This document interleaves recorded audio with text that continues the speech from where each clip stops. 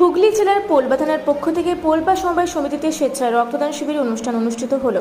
এদিন উপস্থিত ছিলেন চুঁচুড়ার বিধায়ক অসিত মজুমদার, হুগলি জেলা সভাধিপতি রঞ্জন ধারা, পোলবা দাঁতপুর ব্লকের বিডিও জগদীশ বেড়া, এছাড়াও ডিএসপি টিএনটি রুক্ত বক্সি, শ্রীয়াই ধনিয়াখালী গোপাল পাল এবং ওসি পোলবা নাজিরুদ্দিন আলী সহ বিশিষ্ট ব্যক্তিবর্গ এবং পোলবা থানার সমস্ত জিপি এছাড়াও প্রধান উপপ্রধান উপস্থিত ছিলেন। আনুমানিক 55 ইউনিটের বেশি রক্ত পেয়েছে। যারা রক্ত দিয়েছে তাদের সকলকে একটি মানপত্র, একটি গিফট এবং একটি কাজ দেওয়া হয়েছে। এই বিষয়ে কর্তব্যরত পুলিশ সুপার সাংবাদিককে কি বললেন চলুন একবার শুনে নেওয়া যাক।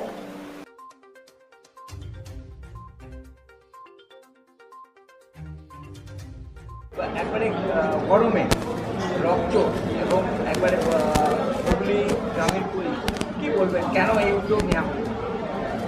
দেখুন, হুগলি গ্রামীণ পুলিশ কমিউনিটি ডেভেলপমেন্টে বিভিন্ন ধরনের কাজ করে চলেছে। আমাদের এসপি সাহেব নির্দেশ দিয়েছেন প্রত্যেক মাসে এই ধরনের কমিউনিটি ডেভেলপমেন্ট কাজ, কমিউনিটি অ্যাওয়ারনেস প্রোগ্রাম আমাদেরকে নিতে হবে এবং আমরা সেই মতো ওনার নির্দেশ মতো এবং পরিকল্পনা মতো বিভিন্ন ধরনের এইরকম সামাজিক কাজ নিয়ে থাকি, যাতে আমাদের সমাজের বিভিন্ন ক্ষেত্রে সেবা করা যায়। দেখছেন আপনারা যে এই এপ্রিলের শেষে প্রচণ্ড গরম পড়েছে। আমাদের কাছে খবর আসে যে চুঁচুড়া ডিস্ট্রিক্ট হসপিটালে রক্তের অভাব আছে।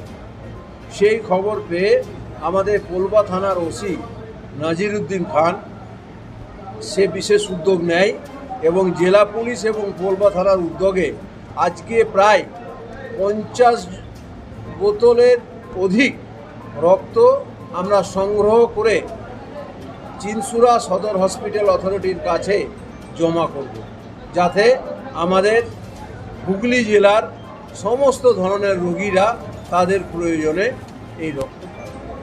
দেখা যাচ্ছে যে অনেক সময় অ্যাক্সিডেন্টের রক্তের অভাব, যেটা বললেন যে চুঁচুড়ায়, আবার কি পরবর্তীকালে যদি অভাব হয় তাহলে বিভিন্ন জায়গায় রক্ত? নিশ্চয়ই আমাদের আরও যে থানাগুলি আছে সেখানেও এইভাবে প্রয়োজনে, যে কোনো হসপিটালের প্রয়োজনে, বিশেষ করে এই গরমকালে রক্তের অভাব হয়, আমরা অ্যারেঞ্জ করতে পারি।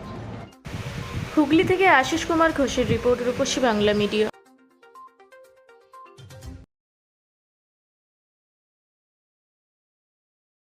পুরা ব্লকের লধুরকা গ্রামের অদূরে অবস্থিত দৌলত পাবলিক স্কুলের দখলে থাকা বেশ কিছু জমি নিয়ে শুরু হয়েছে আইনি জটিলতা।